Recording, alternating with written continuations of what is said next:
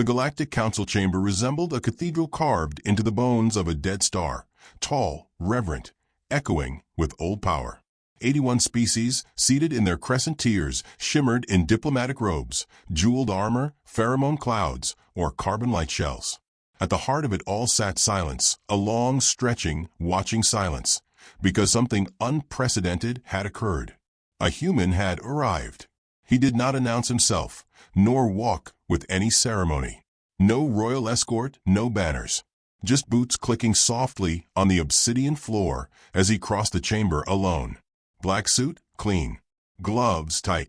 And behind him, sweeping softly with each step like a funeral hymn, an old American flag, faded, scorched at the edges, still proud in its tattered defiance, hung like a cape from his shoulders.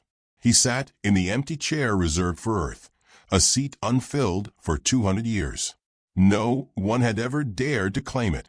Not until today. No weapons, no entourage, no translator. Just a man. And silence. Senator XYRLN, whose chitinous limbs clattered whenever he rose, was the first to speak. I assume this is some Terran performance art. A protest, perhaps. Shall we call security? No one moved. The man hadn't. Counselor Veltar, all watery limbs and gentle blinking eyes, leaned forward cautiously. It is confirmed. The Terran delegation sent one. Just one. Credentials are valid. His presence is legal. Murmurs rose across the chamber, bubbling, buzzing, vibrating through species with no mouths. Some scoffed, others chuckled. One or two whispered of omens. The man in the cape did not react. He sat with one leg crossed, hands folded in his lap. His jaw was square, untouched by augmentation. His skin held the color of sand under sunset. He looked neither amused nor afraid, only expectant. Jiner the Jester, from the Silicate Belt and known for loving controversy, broke the tension. You know, in their old culture, that cape meant rebellion.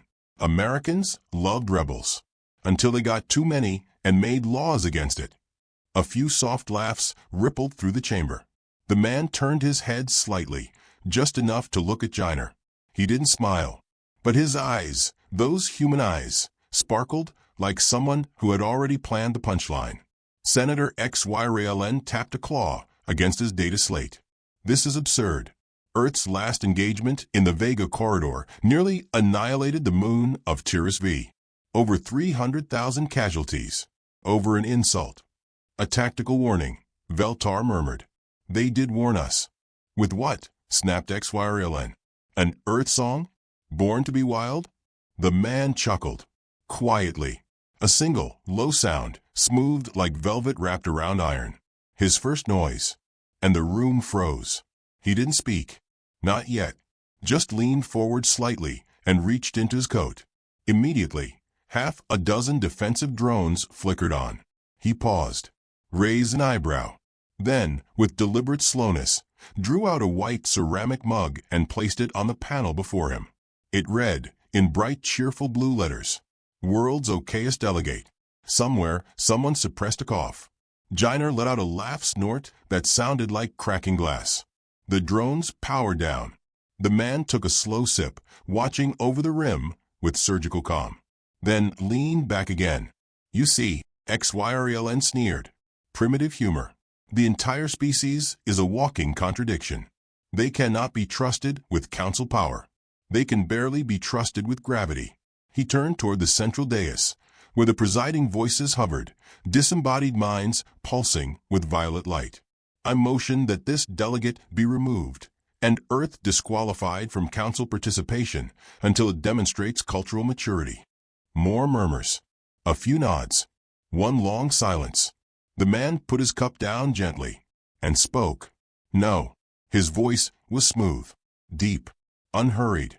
The kind of voice that didn't need to raise itself to be heard. No, he repeated. We're done apologizing for what we are. Gasps. Not for the words, but for the accent. It was American.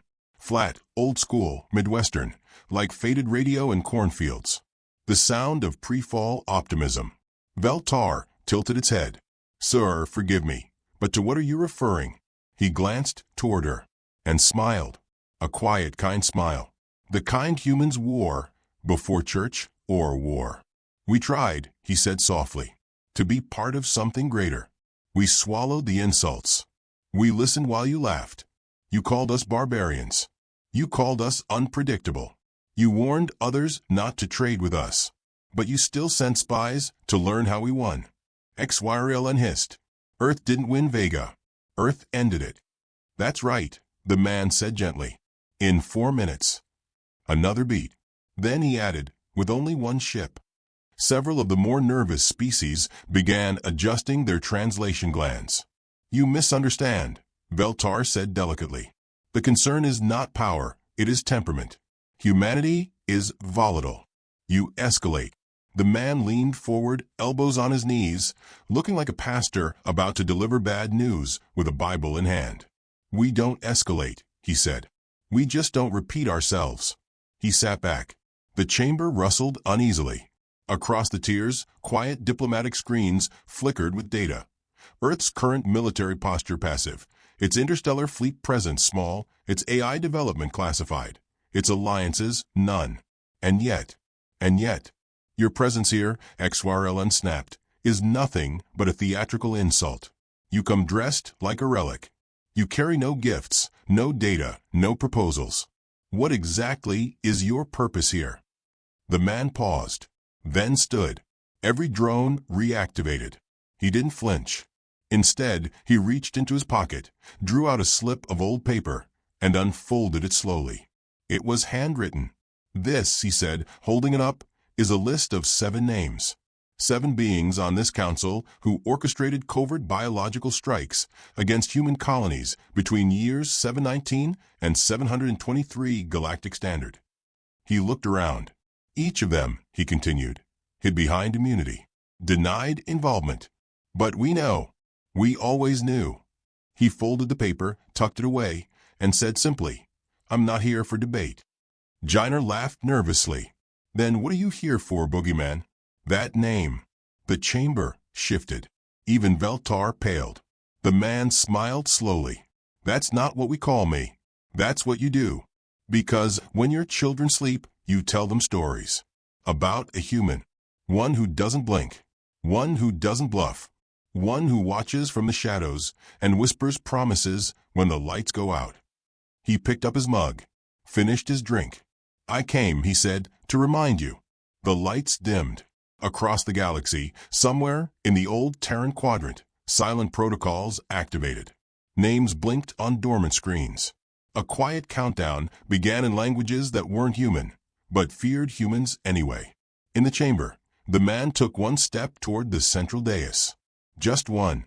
Then stopped, looked around, and whispered, Start praying you're not on the list. The temperature in the room dropped by 2 degrees.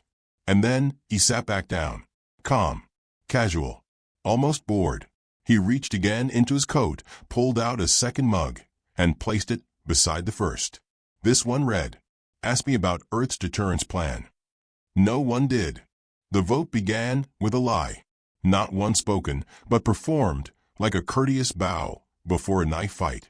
Senator XYRLN rose from his shimmering pedestal, each of his 6 limbs extended in a posture of exaggerated civility. His mandibles clicked gently, like wind chimes in poison air.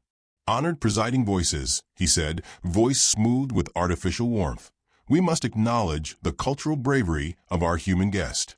Indeed, Earth's efforts to reintegrate into the galactic fold after centuries of seclusion are admirable. Several species who lacked the muscles for sarcasm still emitted the correct biochemical signal for it. But XYRLN continued. With respect, there remain behavioral inconsistencies. They vaporized the moon of Tiris V after what can only be described as a diplomatic incident involving a misinterpreted flag display and, I believe, a music performance labeled Freedom Fest. He turned toward the human with an almost imperceptible sneer. Their unpredictability is not merely a curiosity, it's a threat. The man in the cape said nothing. He sat still, legs crossed, fingers interlaced like a priest awaiting confession. A strand of smoke rose from the coffee mug before him. He'd brought a second cup today. This one read, Sanction me and find out. The chamber, an orbital cathedral of steel and light, pulsed with silent judgment. The human didn't flinch, didn't blink. Counselor Veltar, translucent and cautious, raised a hand, or the suggestion of one. May I propose a gesture, not of hostility, but of structure? Limited sanctions. Trade suspension for 5 rotations. Communication quarantine. Nothing permanent. A pause. A breath. Murmurs. Pulses. Flares of scent. The human turned his head slowly toward Veltar. He nodded once, respectfully, as if acknowledging a warning rather than a threat. Then he spoke. Tell me, he said, voice calm and measured. When your kind first found Earth, what did you see? A pause. No answer. He went on. You saw potential. Markets. Resources. A species willing to trade blood for technology. Loyalty for inclusion. You thought we were naive, predictable, eager. He leaned forward. We let you think that. XYRLN clicked sharply. You imply deception? That Earth intended the Vega incident. The man smiled.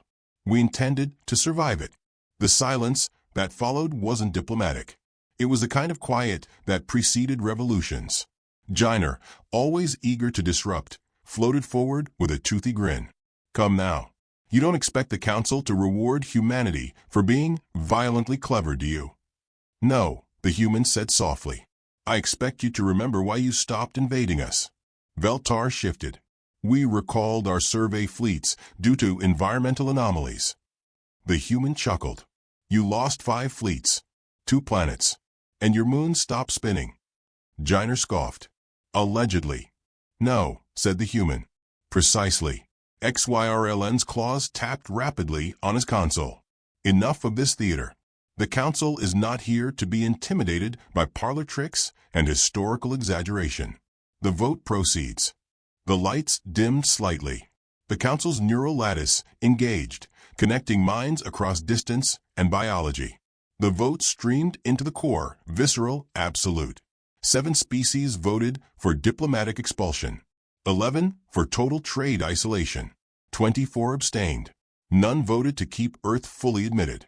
The presiding voices pulsed. Verdict. Sanctions approved. Earth would be silenced for 5 rotations. Then the humans stood. No weapon was drawn. No alarms were triggered. But the temperature dropped. He walked slowly toward the center of the room, boots echoing, cape fluttering like a slow-motion flag underwater. He didn't shout. He didn't plead. He arrived before the central dais and looked up into the mind lights of the presiding voices. I accept your sanctions, he said, voice steady as steel drawn slow. Because we knew you'd choose them. Fear is the only language you trust. Veltar leaned forward, uncertain. You expected this outcome? Yes, he said. It's the only one that made sense. You still believe we're emotional, reactive, wild. He turned back to the gathered tiers of species. We are not wild. We are watchful. XYRLN scoffed. Are you threatening the Council, delegate? The human chuckled, just once. It echoed like a hunting knife tapping porcelain. I'm offering clarity, he said. Sanctions mean we can't speak through channels. Can't protest. Can't object. He paused. So we'll act. For a moment, the chamber seemed to tilt. The human gestured behind him. Just one flick of his hand. A panel in the floor blinked, then opened. A projection flared to life above him. A galaxy-wide network schematic, traced in glowing red. Lines pulsed from Earth's diplomatic ships, satellites, and embassies, connecting to thousands of minor nodes across hundreds of alien worlds. While you debated, we listened, he said. We learned your patterns, your redundancies, your crisis thresholds, your emergency protocols. He zoomed in. Several alien representatives gasped audibly. You've let us map your command lattice, he said, because you never saw us as capable of restraint. Veltar's voice was small now. What are you implying? I'm not implying anything, he said. I'm informing you. Jiner floated higher, nervous now. Are you saying you've planted something? The human finally smiled, wide and warm. The kind of smile a father gives before explaining why the belt is coming off. I'm saying you've been living inside the test. XYRLN rose again, mandibles spread wide in fury. This is blackmail. No, said the human. This is feedback. With one step, he returned to his seat. His cape dragged across the floor, dusting away the silence. Veltar trembled. And what happens now? He looked up. Now, he said. He reached into his coat. This time, the drones didn't activate. No one breathed. He pulled out a plain, white envelope. No stamps. Just words written in neat blue ink. To be opened when you understand. He placed it on the table beside the mug and leaned back again, fingers steepled. Jiner whispered, "What's in the envelope?" The human shrugged. "That depends." On what? He looked up, gaze slicing through the tears. On how many systems vanish before you read it. In the orbital distance above them, far from the chamber's view, a Terran diplomatic satellite flickered to life. Its code had been dormant for 16 years. Now, it whispered across the stars in every known tongue. You were warned. And still, the boogeyman didn't move. He just took another sip, smiled at the silence blooming around him, and tapped the second mug. It read, "In God we trust. All others get monitored." The lights dimmed by accident or perhaps design. The chamber's engineered ambience flickered, then reset, leaving the ornate council hall one shade darker, one breath more hollow. The silence that followed wasn't polite anymore. It was the silence of prey realizing it's already inside the lion's mouth. The man in the cape hadn't moved. He was still seated, still sipping, still gazing toward the council tiers like a gentleman waiting for dessert. Only now his posture had shifted slightly. Elbows rested on the arms of the chair. Shoulders relaxed, like a chess player who's sacrificed a pawn to expose a queen. Counselor Veltar's voice came first, weak and trailing. "Delegate of Earth, if your intent is deterrence, this is far beyond protocol." The human did not reply. Instead, he placed his empty mug upside down. A deliberate gesture. Quiet, final. Above them, unnoticed but no longer inactive, a security drone buzzed awake. Its lenses tried to lock onto his body, but the scan returned. Undefined material. Processing error. Its fail-safe system rebooted midair and burst into static. Across the chamber, XYRLN rose from his platform, his carapace vibrating with outrage. "You come here under diplomatic cover and threaten our alliance with riddles and reverse blackmail. You think this bluff, this theater, will compel our obedience." Still, the human said nothing. Jiner the jester let out a wheezing chuckle, trying to defuse. "Oh, you Earthfolk. Drama and pageantry. You're just lucky the council doesn't execute ambassadors for threats like." He didn't finish. The man in the cape raised one hand. That was all. The chamber lights instantly extinguished. Total blackout. Alien bioluminescence flickered across species, panicked and disoriented. Some tried to speak. Others couldn't. The translation field buzzed with useless static. And then a second wave followed, not of silence, but stillness. The kind that said, "Something just changed, and we don't know what it is yet." The floor beneath the man's chair vibrated with a deep internal hum. A blue sphere of energy pulsed from his boots outward in a perfect radius, washing over the chamber. As it passed through tech, it didn't disable, it changed. Symbols shifted.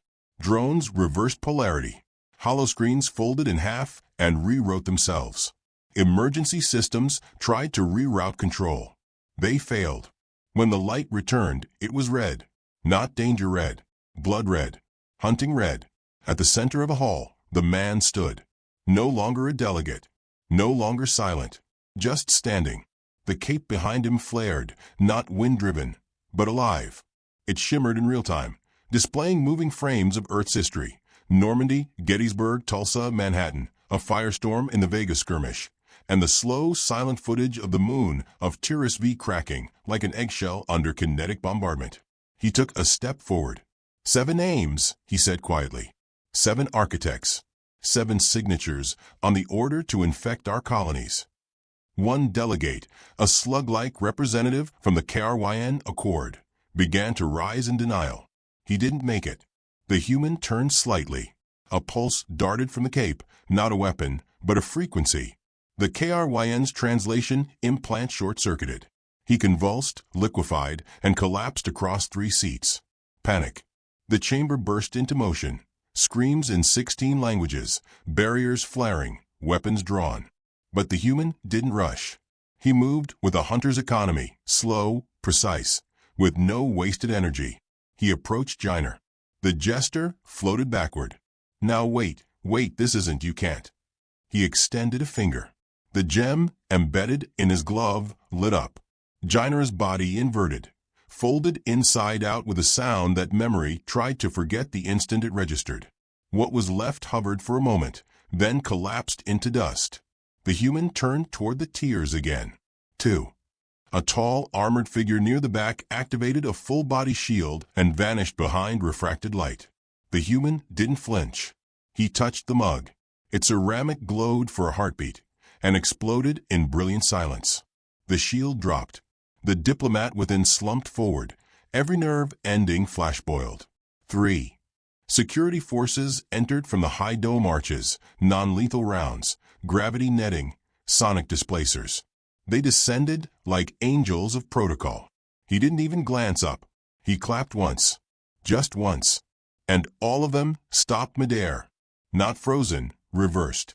They flew upward, screamed backward into the archways they'd entered from, where the doors resealed and spark-sealed. No alarms now.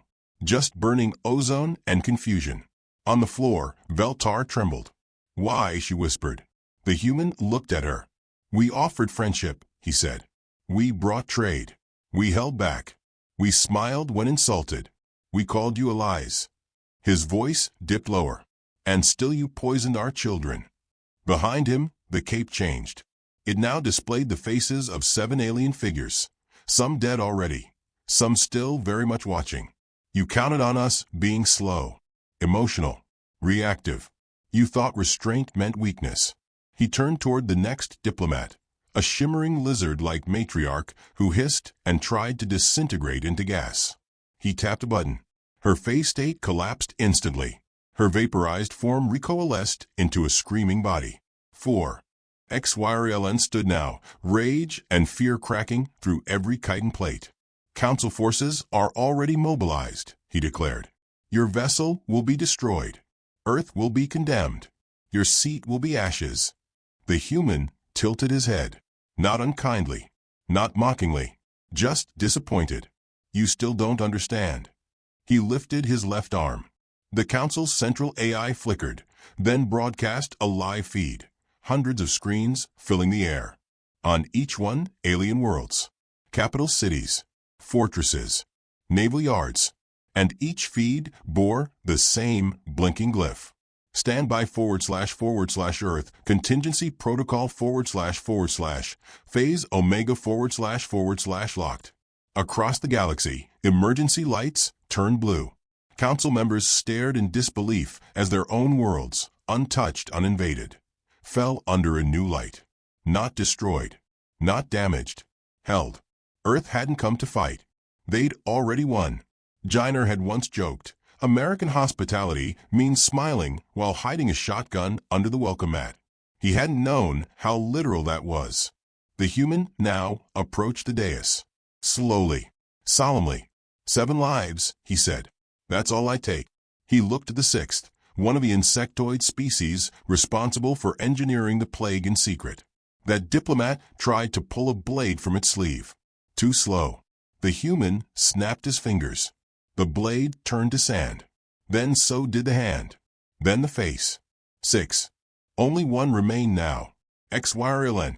The counselor took a step back, stumbling slightly, suddenly less sure of his podium's height. "You'll be hunted for this," he whispered. "I was born hunted," the human replied. XYRLN hissed. "We'll retaliate." "No," the human said, gaze fixed. "You'll remember." He raised his arm again, just once, but didn't drop it. Not yet. Instead, he looked to Veltar. "You were kind," he said. "You tried." Veltar blinked rapidly. "Then stop." End it. Let justice be law, not vengeance. The human gave her a long, slow nod, then looked to XYRLN one last time. You poison our colonies, he said. Now watch what you gave birth to. He lowered his arm, and the seventh diplomat fell, not by weapon, but by silence. XYRLN simply stopped. His body became still, then soft, then scattered. A gust of wind, not mechanical, but conjured, blew the dust away. The council chamber fell deathly still. 7 chairs, empty. 7 flags on the dome's banner, dimmed. The man turned slowly, returning to his seat. The cape followed, dragging silence. He sat down, picked up his last mug. This one read, "Welcome to Earth's foreign policy." Veltar could barely speak. What happens now? The man didn't answer immediately. He turned the mug in his hands, steam curling from its surface. Then looked up. His expression was not cruel, not vengeful, only resolved. "That," he said quietly, "depends on whether the rest of you were watching closely." And somewhere, far away, Earth's satellites continued to whisper. Phase 2 / awaiting final instruction. The chair had always been the symbol. Every world in the Galactic Council had one. A seat designed to represent the presence, pride, and will of its people. Some chairs were crafted from crystal grown in the void, others from bones of extinct titans or alloyed light. They glowed, hovered, spun, or sang. But the human chair had been different from the start. It was black, matte, bolted to the floor, and for centuries it had remained empty. Until today. Now it held a man who had murdered 7 diplomats without drawing a weapon, who had smiled as the galaxy reeled, and who sat again, still, breathing in the silence he had created. But it was the chair, not the man, that began to glow. A soft pulse of blue under the seat, almost invisible, almost unworthy of notice, until the chamber's emergency lighting flickered. Counselor Veltar was the first to see it. Her translucent skin shifted hue as fear spread beneath the surface. "What is that?" The human didn't answer. His hands were resting calmly on the arms of the chair, fingers tapping slowly, rhythmically, as if recalling a nursery rhyme only Earth children remembered. Jiner was gone. XYRLN gone. The 7 were ash. The survivors remained frozen in place, not from paralysis, but something worse, comprehension. Across the tiers, delegates whispered, broadcast linked. High-speed communication surged in panic bursts. But every signal bounced, echoed, failed, as if the air itself had become deaf. Veltar's voice was more tremor than sound. "You this whole time." The human spoke softly. "You thought I came alone." He leaned forward. "You scanned me. Thoroughly. You analyzed my ship, my clothes, my bloodstream.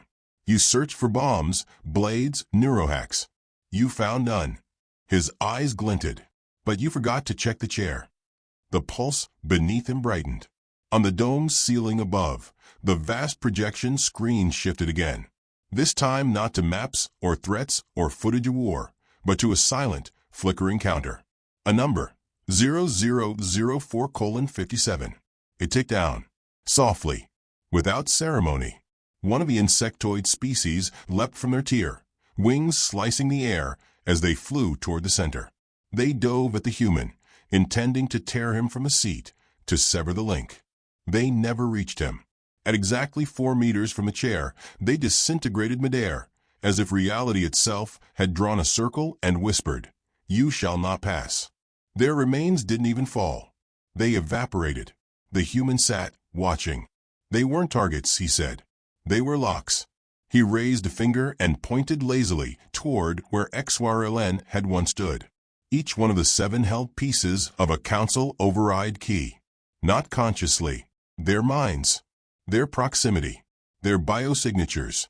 All embedded in the system for fail-safe continuity. He smiled faintly. Fail-safes can be reverse-engineered. Veltar clutched the edge of her station. "What is the chair doing?" He looked at her gently. "Unlocking." The counter ticked. 0004:08. The chamber's oxygen began to taste strange. Metallic. Like something had entered the air that didn't belong, Not poison, not weapon, but memory. Systems throughout the council station flickered, rewriting their own logs. Diplomatic archives shredded themselves internally. Every historical record of Earth's weakness began to blink red. The chair began to rise. Not levitate, not float. Rise. With the grinding force of buried engines, it detached from the floor and began unfolding, panels shifting, steel twisting, lights reconfiguring. The man didn't move. He sat as the seat beneath him transformed from furniture into something entirely different.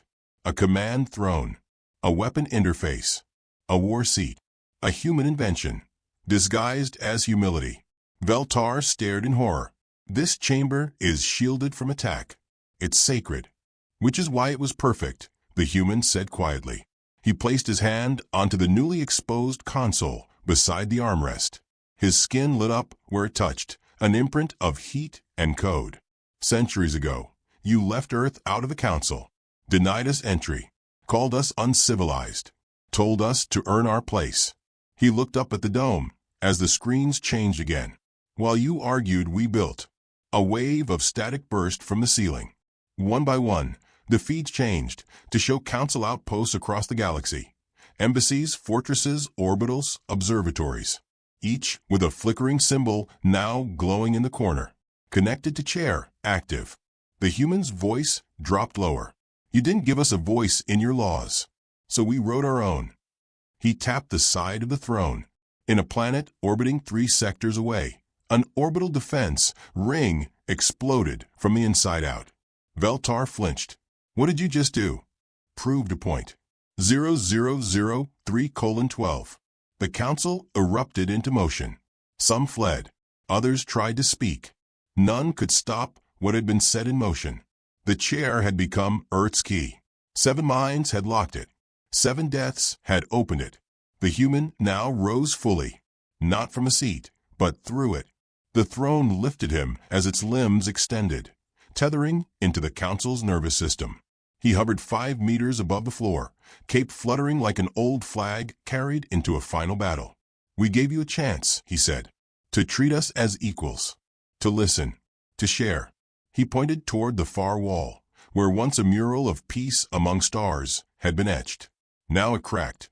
A seam split through the image, revealing behind it a hollow core. Inside, an engine, cold, dormant, human-made. You never saw it, he said. Right beneath your council, beneath your peace. The chamber itself had been sitting atop a bomb. Not one of fire, one of truth. Veltar was weeping now, in her species' own way. Skin flashing colors in soft pulses of despair. Please, there are innocents, billions. This isn't the way. He turned to her. You think this is war? This isn't war. He gestured to the dome, as all screens turned black. This is deterrence. Then one screen lit up. A face appeared. Not human. An alien. A species not present in the chamber. Thin, tall, with eyes like drowning suns. The former High Chancellor of the Threx Dominion. He was dead. Publicly executed 2 years prior. His final words had been broadcast. Now he spoke again. But this wasn't a transmission. This was a recording. The delegates recognized it. But the context was new. Because behind him, barely visible, was the chair. The human turned slowly, gazing at the faces before him. You killed our children, he said. You sanctioned our name. You called us monsters when all we wanted was a seat. He stepped down. The throne remained hovering, humming. Now fully awake. The countdown hit 0001:00. He walked slowly to the center of the room.